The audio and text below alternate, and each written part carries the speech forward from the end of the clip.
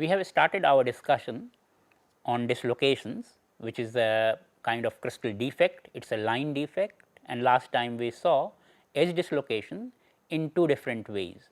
One, edge dislocation as the edge of an extra half plane in the crystal, and in the another way we saw the edge dislocation as a boundary between slipped and unslipped part of a crystal on a slip plane. Now, every dislocation is associated with two characteristic vectors, that is, the dislocation is characterized by these two vectors. One of them is called tangent vector or line vector, the symbol we have given is T, and I have used a caret or a hat above T to indicate that this is a unit vector. So, this T is a unit vector.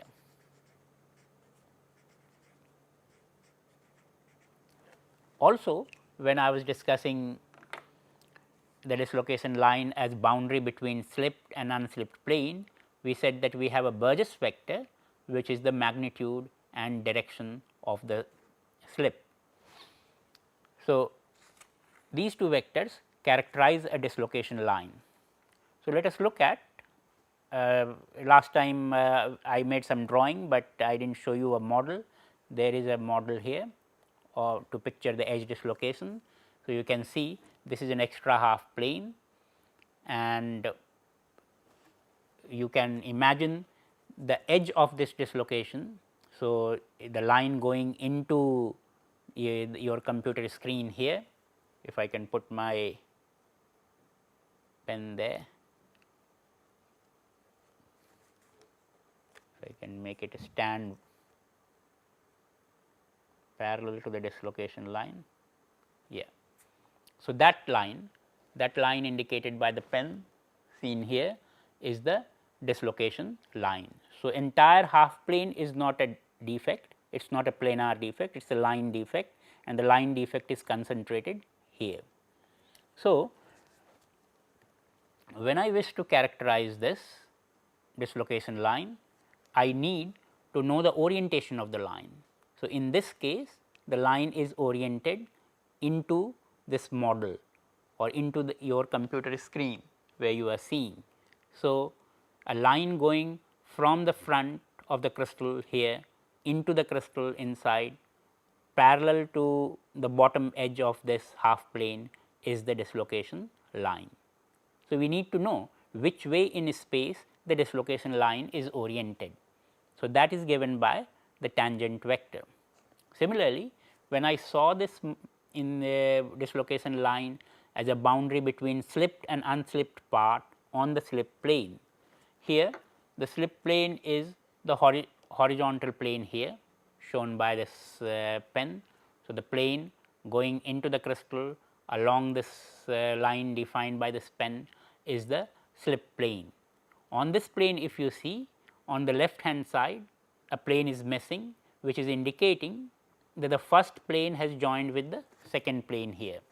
First plane on the top is joining with the second plane on the bottom, because it is the second plane on the bottom, but it is the first plane on the top. So, first plane has joined with the second plane on the bottom, the second plane on the top has joined with the third plane on the bottom, third plane has been left hanging. So, that is the extra half plane. The fourth plane on top is also still connected to the fourth plane on the bottom. So, we can see that first went to second, second went to third, third remains hanging. So, first, second and third have suffered slip, whereas fourth, fifth and sixth are still connected to fourth, fifth and sixth at the bottom. So, they have not suffered slip, they have not undergone slip. So, this half plane is the boundary between slip and unslipped part on this horizontal slip plane.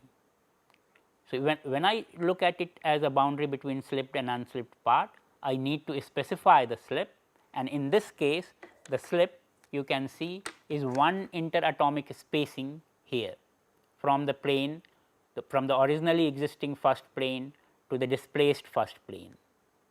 So, this spacing, which is the bond length here in my simple cubic model, is the bond length. So, this bond length, this interatomic spacing or this interplanar spacing, if you think in terms of planes, is the magnitude of the slip, and the direction of the slip is in this direction of the model, in the horizontal direction. So, this magnitude and direction of the slip is called the Burgess vector of the dislocation line.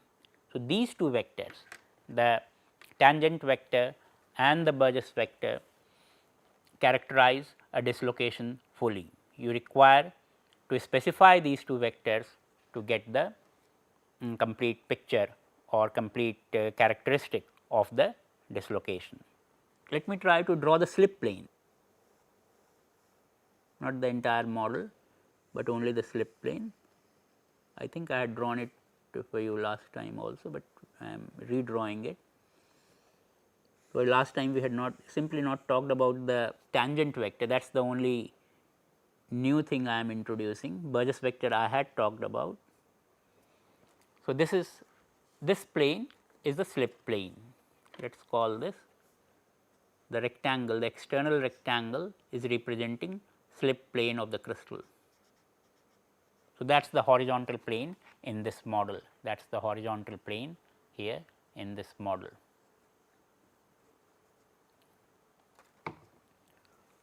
So, we are now looking down on that horizontal plane from the top, and this is the position of the extra half plane.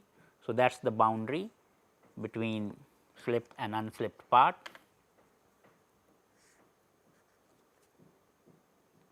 This is the dislocation line.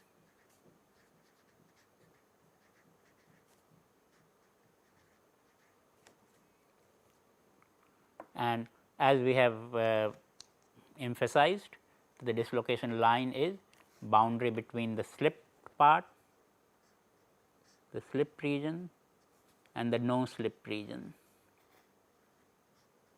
The way I had shown you on the model, the left hand side was the slip and the right hand side was no slip, although these things can be interchanged, but we would want to go into that detail at the moment. So, we think of the left half as the slip and the right half as no slip, and we have a dislocation line as the boundary between slipped and unslipped. So, the question is, where is the dislocation line? What is the orientation of the dislocation line? So, we take a vector which is tangent to the dislocation line, we take a unit vector. So, unit vector tangent to the dislocation line is called the line vector. This gives the orientation of the dislocation line. So, let me write it here. So, T is the tangent vector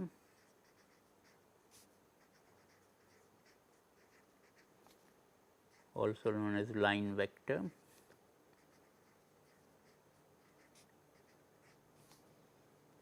and this is a unit vector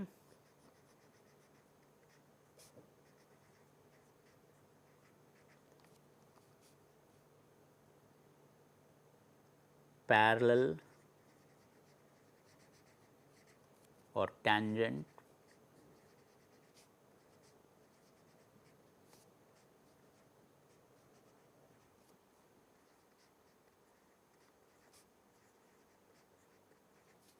to the dislocation line. And as soon as I said slip, so there is a direction of the slip associated and a magnitude of the slip associated.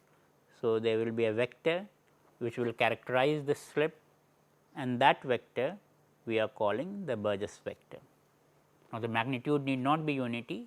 So, this is a vector which can have any magnitude. So, this B is we are calling the Burgess vector.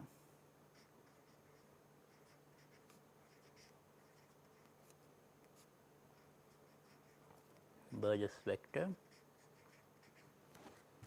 which is representing the magnitude and direction of slip.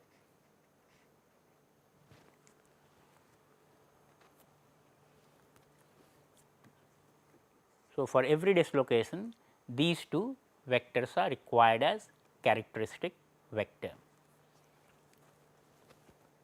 We will have more to say about Burgess vector. There is another way of looking at Burgess vector, not in terms of magnitude and direction of slip, but in terms of a circuit called Burgess circuit. That will be a topic of another session. With these two vectors, a dislocation is fully characterized